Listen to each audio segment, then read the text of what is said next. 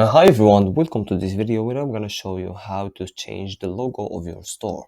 So first of all, we need to clarify a mistake that our customers often fail for, which is changing the store logo from the general settings. So for example, when we go to the settings and click on general, as you can see here, we have your store logo, and that means basically the profile picture here, as you can see at the top right.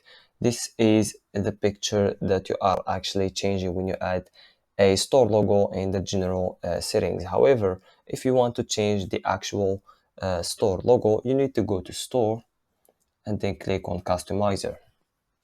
Here, as you can see, we have the customizer where you can change everything related to your store. As you can see, currently we have the Storeino logo in our store, which is the default logo that comes with every store that is created in our platform. So what we need to do is click on header and select the image of our logo, as you can see, and insert the photo.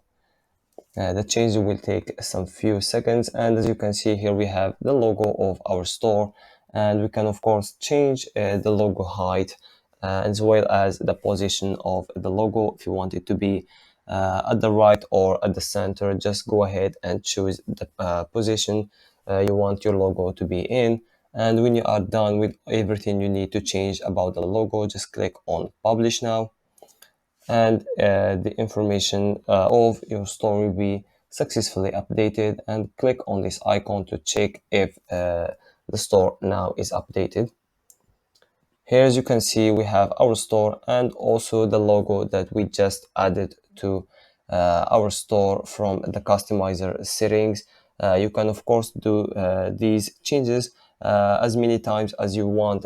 For example, if you have an updated store logo, you can of course delete the old one and replace it with the new one, etc. So that was everything for this video. If you have any questions, please don't hesitate to ask in the comments or contact our support, and we will make sure to answer you as soon as possible. Thank you.